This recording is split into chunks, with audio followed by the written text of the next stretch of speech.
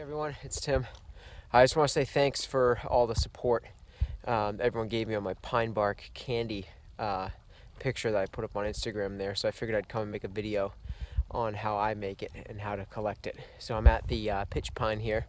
It fell across the river, so it really doesn't have much of a chance of survival because come spring it's going to get washed away.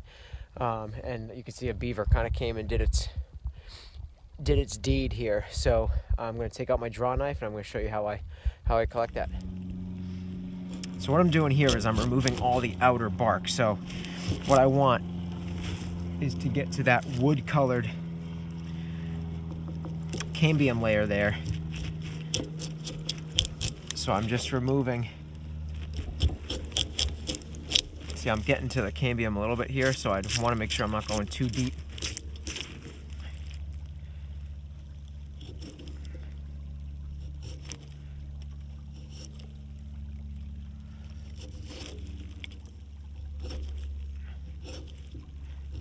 Scrape away what you can. Like I said, this tree is pretty much on its way out anyway, so it's alive, but you know, I like to come out here and just see, you know, what I don't have to damage or kill if I want to eat some wild edibles. So this is a good one, but they say like if you take 1/3 vertically of the tree, then it can heal over.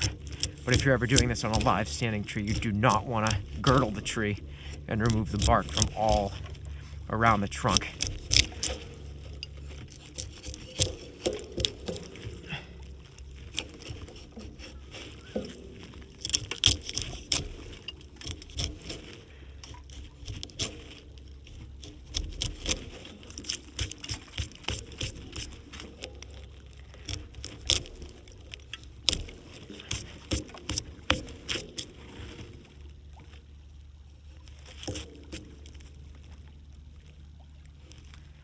There might be some deeper spots where the bark goes a little deeper, but I'm not too worried about that.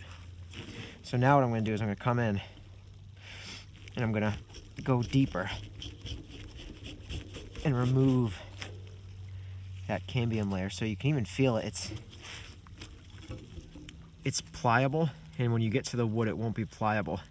And you can tell by chewing it because this is kind of chewy, and the wood is, you know, woody. You're not gonna be able to chew on it. So I'm gonna put that off to the side and put it on my bandana and gather it. Now this is the living layer of the tree. It's gonna bring you to life when you eat it.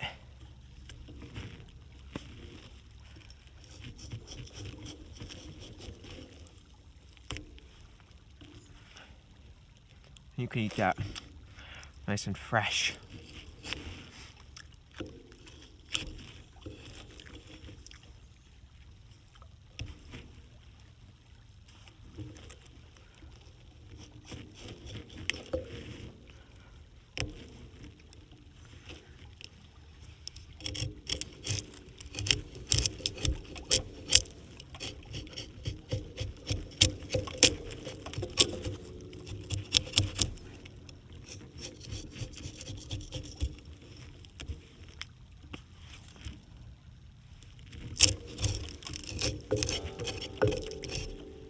If you don't have a draw knife, you can make one. If you just have a regular knife, you can slam it down into safely of course, but slam it down into like a stick. You know, if you have the end of a stick, you can slam the knife down into that. So find a safe way to do that. And then you can use this as a handle on the blade and scrape down this way.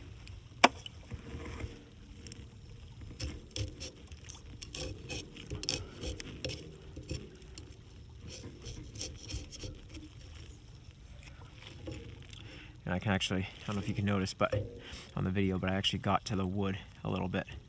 It feels different. It's also a different color, so that's a wood chip. So we'll get rid of that and save the cambium.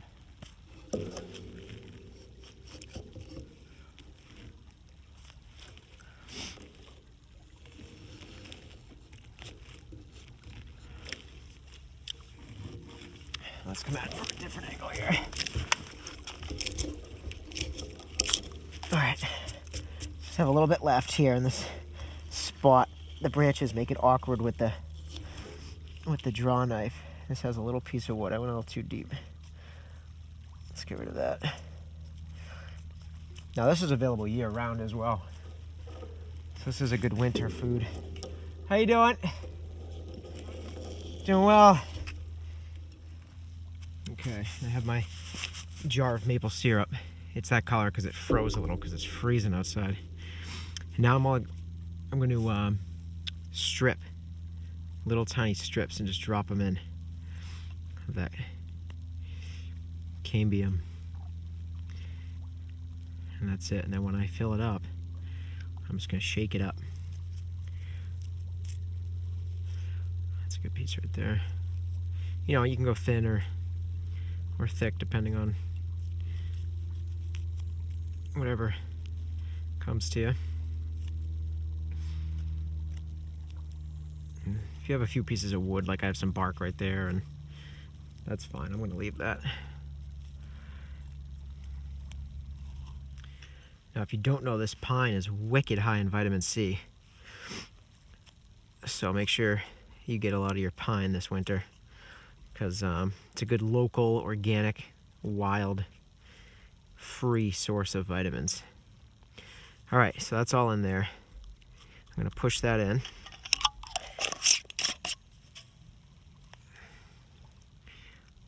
Look at that, huh? It's beautiful. So I'll just shake that around, hold it upside down, move it, and now I'm going to let that soak overnight. And then I'll come back to it in the morning. All right, we have our marinated pine cambium. Oh, that smells so good. And the cool thing about this is that we're gonna have pine infused maple syrup too. So what I'm gonna do is just lay all these strips out on a baking sheet with wax paper on it. So give me a second while I do that. All right, so those are all laid off. So then when you do that, just lick your hands and just go wash them. So with this one, I'm gonna do, I'm gonna put some salt on them. I'm gonna grab some cinnamon.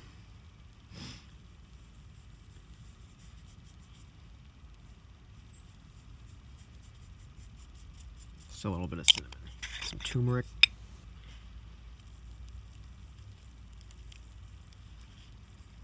You can do whatever you want. You can add, I don't know, you can experiment with all different flavors. The first batch I made was just salt and maple, but I want to try a few different things out. So I'm going to do cacao powder. Ooh, yummy. That's it. I'm not going to go crazy with it. Just to give a little bit of something. So I'm just going to leave these overnight, actually, just because I want them nice and dry and sticky. So we'll see what happens after that. My pine candy is ready. It's nice and sticky, kind of pliable. The bottoms are a little bit more wet than the tops, but that's how I like them. Let's give this a try. Oh my God. A cacao powder made it wicked good. I taste the chocolate and the salt. Ooh. Oh man.